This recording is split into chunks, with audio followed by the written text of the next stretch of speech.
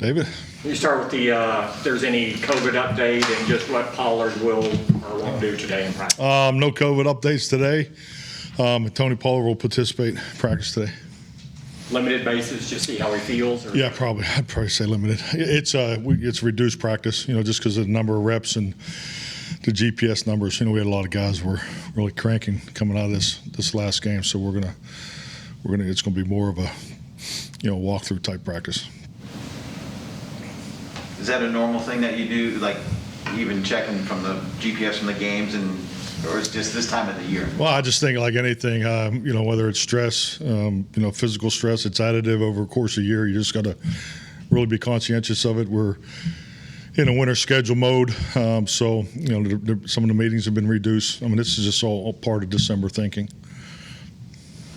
With the COVID deal going across this league, do you guys do anything to mitigate it yourselves, even if you're not to go beyond what is the minimum requirements from the league?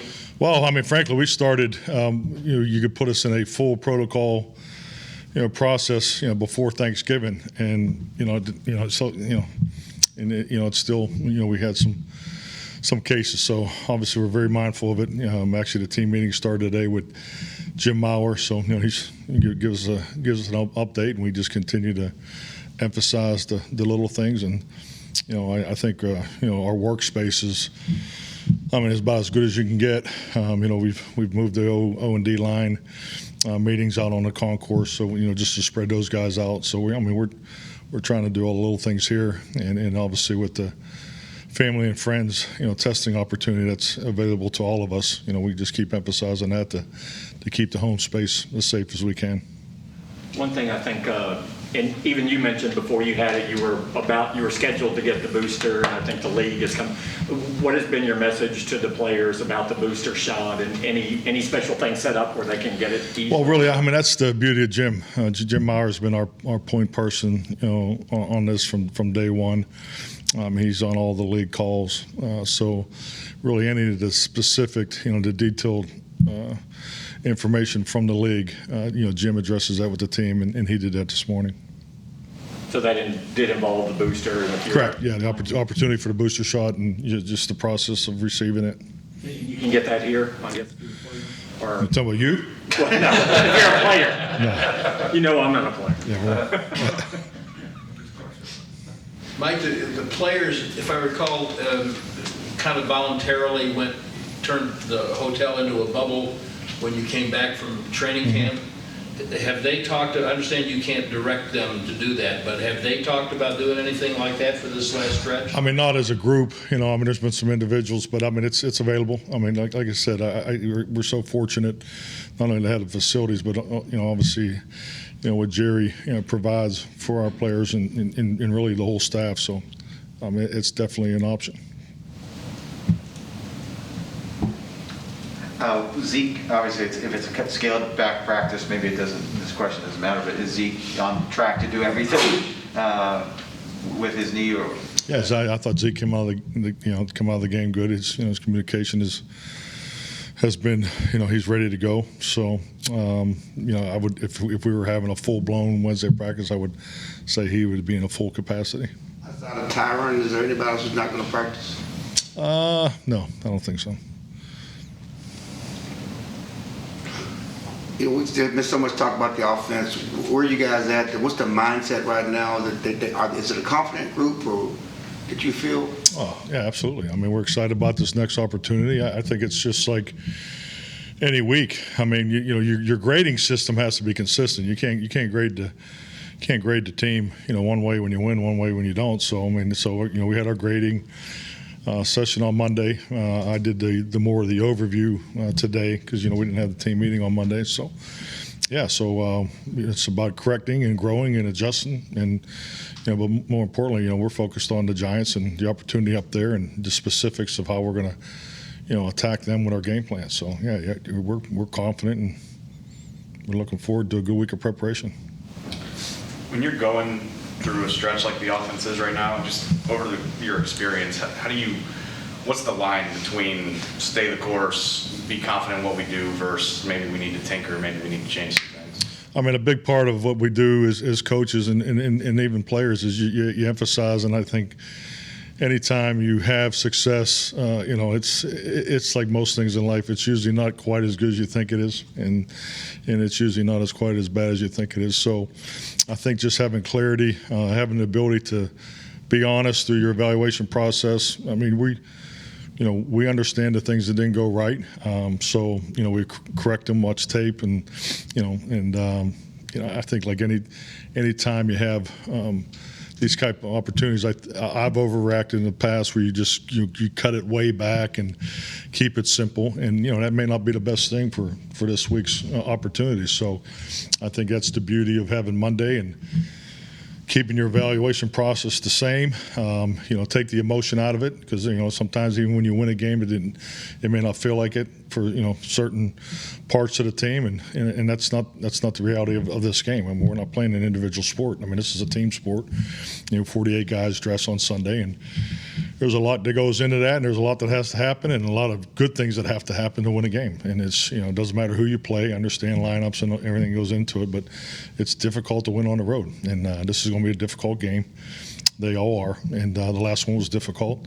And I thought the way our guys came out, the first half was impressive. But we didn't finish it quite the way. So you take those things and learn from it. I mean, these are actually, from my perspective, it's really healthy. If you look at the number of players that we played, me with John last night, Fossil, and just a number of young players, particularly just on our punt team, that have played this year. I mean, and no different with Dan early in the year. I mean, we're up over 30-something players playing, particularly our young guys. So my point is, we got a lot of people playing, and that have had experience, and these are all excellent things, regardless of how it went or what happened. Because, like in anything in life, you can learn more from your mistakes than you do from your successes.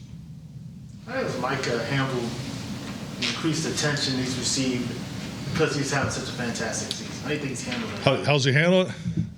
I mean, he loves it. I mean, let's be honest. No, but he's handling it good. He's handling it very well. I mean, he's seen him in here last night again. I mean, I love that when I see young players in there on a Tuesday night. He was a little late for Brad, I think, but he got caught up with Dan and I for a while. But so. Yeah, he's doing the little things. He's growing.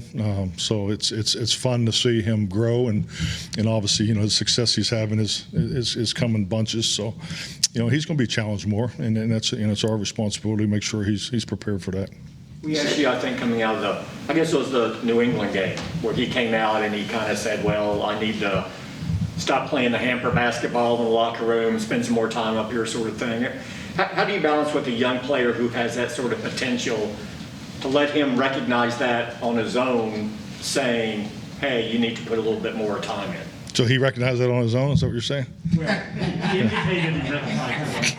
No. How do you deal with those situations to get players to understand? I mean, it's all part of the process, and I think a lot of that, let's just be honest, it comes from the locker room. I think you have to really put a lot of that on the leadership that we have. We have everybody says they got good leadership. We have really good leadership in our locker room. I think that's a big part of creating a culture that gives you a chance to be successful week in, week out. But more importantly, you have to educate the young players. I mean, I know when I got in the league in the 90s, the young guys weren't even expected to play. It didn't matter first round, second round. But, that's not the case the last 15, 16 years. These guys are expected to be part of, the plan early, particularly a first round pick. And so I think the responsibility of your veteran leadership is at the forefront when they're able to take the young guys under the wings and help them develop.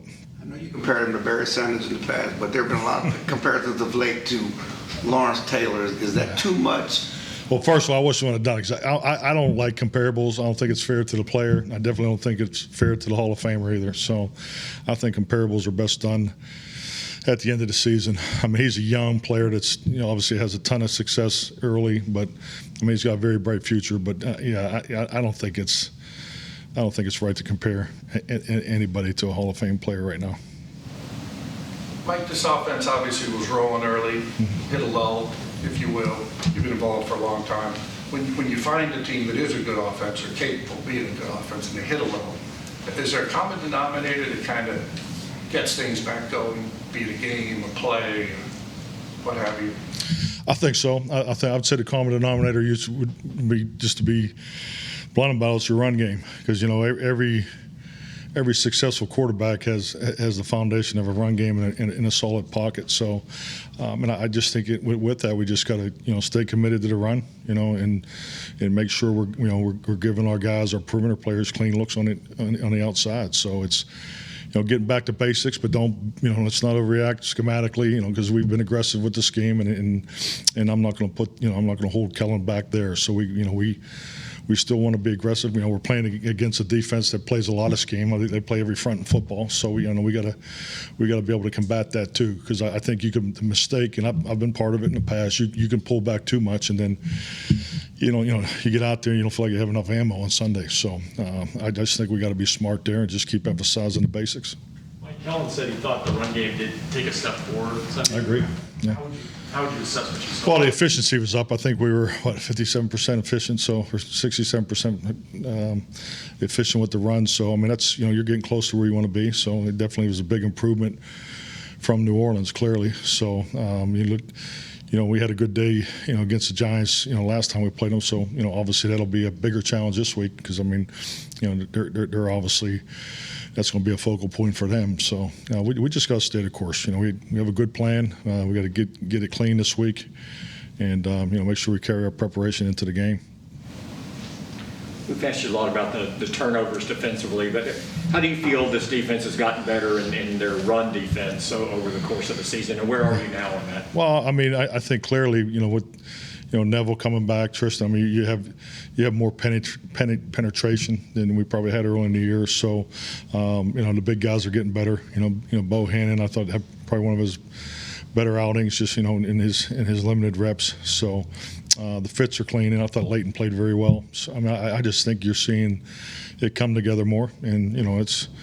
Let's not forget this is the first year of being a multiple scheme defense, and I think our guys are really kind of hitting their stride right now. But like anything, you're only as good as your last game, and I know they're excited and they want to build off their last performance. How do you shake out the left tackle work this week? Well, I know there's.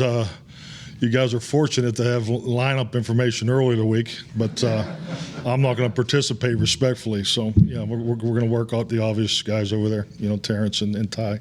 You went to Ty, I think, immediately in game. Is that just from what happens in practice leading into the? Yeah, everything. I mean, it's just like anything. Yeah, I mean, you trust your reps. Terrence was working, a number of different things during the course of the week. So Ty took a lot of those reps, and so I mean, hey, frankly, we're fortunate to have two options. You talk a lot about Micah playing multiple positions. How has Steele been able to handle my right tackle? Now I'm going to the left side. I mean, mentally, emotionally, he handles it great. I mean, you talk about a young man that's very mature in his, in his second year of his NFL career. I'm so impressed with just the way he goes about his business. I mean, just from day one, off season all the way through, it's just Terrence is the same guy every day. Brings great energy. He's very focused. Very detailed. So, he's definitely built the right way for diversity of challenges. Thank you. Thank you. Mike. Thanks, Have a good day. Thanks.